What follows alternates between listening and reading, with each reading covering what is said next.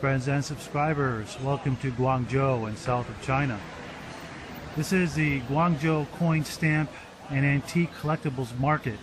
It is the third biggest coin market in all of China. I took you to the Beijing Coin Market, I took you to the Shanghai Coin Market, and now we're in Guangzhou.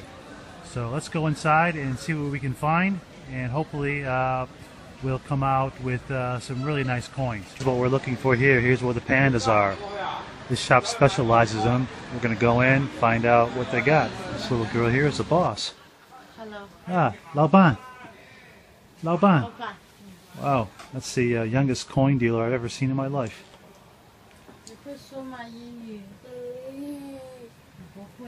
Well, she's learning early the value of real money. And this is it. They got a lot of 5-ounce panda coins, a lot of gold here. Hey, there's some old panda gold coins there. And wow, here comes the kilos. All in this little shop here, this little family-owned shop.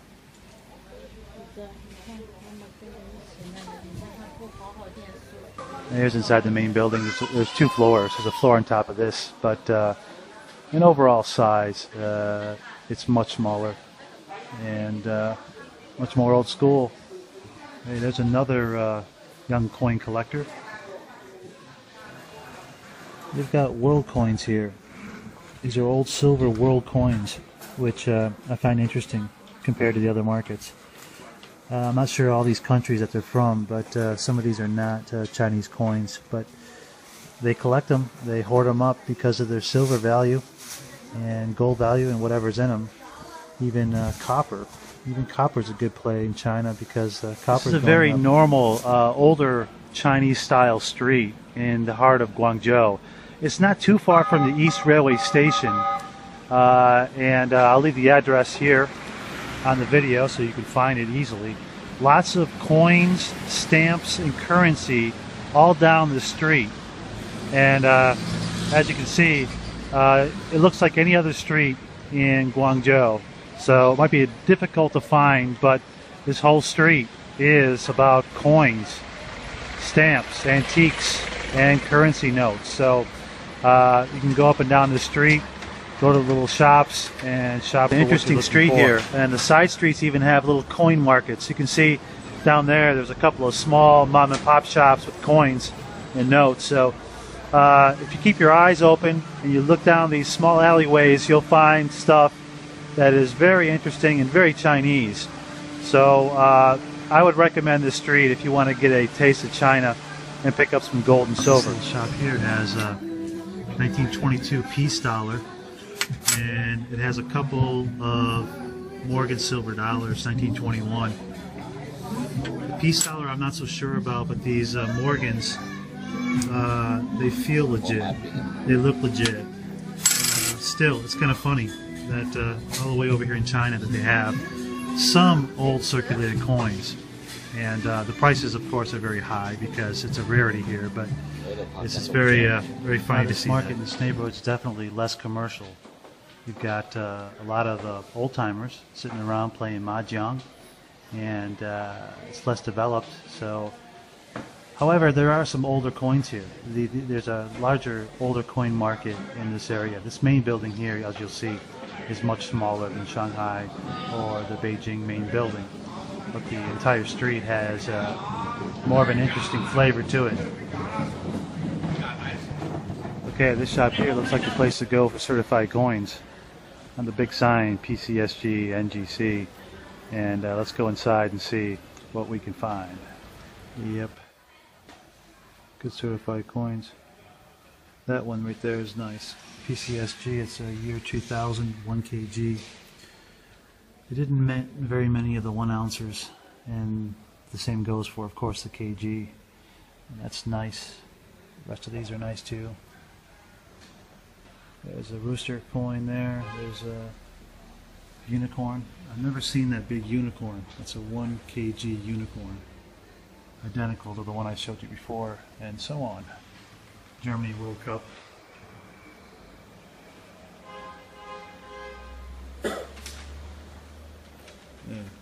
Bimetal panda. A 1988 Year of Dragon Ultra Cameo set there. Gold and silver. Those are special coins. PF 69 for both of them. That is very nice. Also, they got a metallic Dragon Phoenix here that I've never seen before. That is very nice. PF 69, 1994. Okay, here's what I mean by fractional coins. Two 1995 fractionals. 5 yuan face value. Both certified in great condition. One's frosted, the other one's frosted, but the large date and small date, that is the key here. As you can see, one of them has large date, one of them has small date, so the mintage numbers are different. And that's what I mean by fractionals. Some of these fractional coins keep their value very well and appreciate very, very well. So if you're looking just to increase your ounces of gold or silver, sometimes that's not always the best strategy when you can find stuff like this that keeps its value regardless of the spot price. Here's some other gems here. There's a frosted 2000. That's a 69 right there. And that's difficult to find in that condition. There's a 1985, 84, and 83. I think they all look quite tasty. All of them certified, slabbed, and in great condition. So let's barter. Let's bargain here. Let's see what we can get these for. Here's a pro. He's got his iPad, and he's got his coins listed on the iPad for the customers. And that way, I can provide a higher level of service. And this is what I'm talking about, is that these custom products carry a different level of service. So here they are. It tells you the mintage, tells you the price, it tells you the serial number, everything you want to know about these coins that you're seeing next to you. And this is the level of, I guess, business professionalism that you rarely see in China, but it's actually becoming more common for stuff like this. So all of them very nice. All of them very well presented. This one. And this I have. This right here. Yeah, I have. And that's 10,000 RMB. 12,000. 12,000. Yeah. It's difficult to find it. Yeah. Even the 1 ounce is a little difficult to find. So, 12,000. Tell you what, you put a dragon on anything in China and it will sell. Yeah.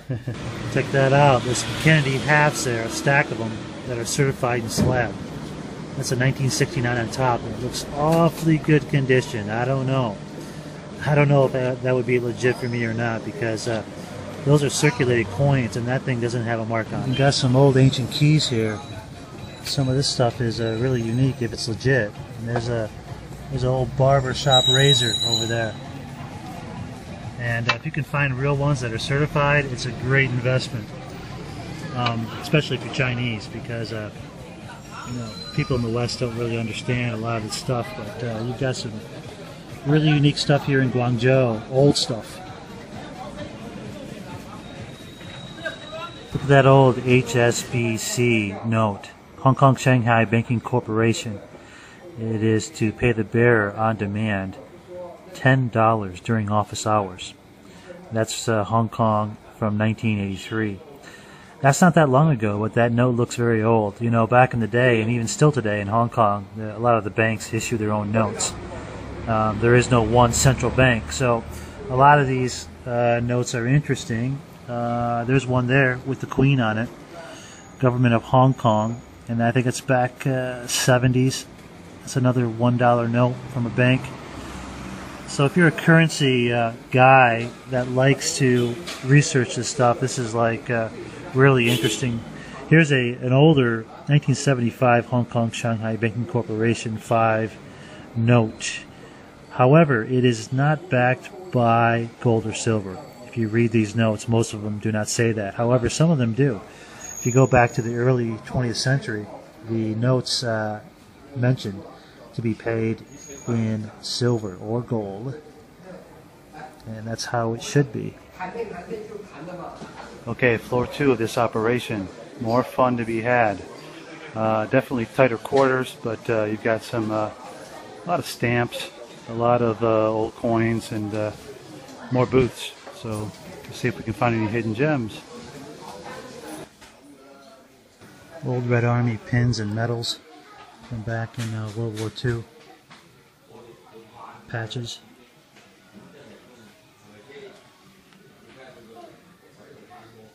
Postcards. A tremendous amount of old communist propaganda banners, posters, and things of that nature. Some of it's been reproduced, but some of these are real. There's a whole stack of Maoist Red Book principles that I showed you before. And floor number 3.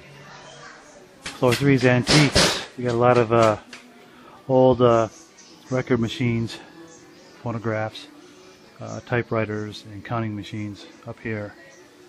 This could also be a place where you find some nice antiques.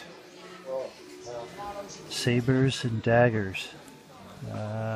This is all stuff from World War II and before. In fact, World War I. Hey, there's Kuomintang badges over there. So this can be verified to be real. It's could be a place with some really good finds if you're interested in historical artifacts and antiques. And floor 4. This place is bigger than I thought it was. But a lot of these booths are empty because of the holiday coming up. But you've got 4 solid floors of stuff. And of course you've got a lot of these along the side of the streets here. Most of these are fake or common coins. And if you see right there, you've got a big KG fathead coin. That is not legit. Okay, so this kind of concludes my day here. I'll be back some other time. But altogether, good for old coins, not so great for new coins. And the prices, interestingly enough, are a little higher than what you would expect. Beijing and Shanghai, the prices are much lower, more selection, and you can negotiate on price a little bit better than here in Guangzhou. For whatever reason, that's the way it is. So it's still interesting though. I still recommend coming down here. It's a very unique place.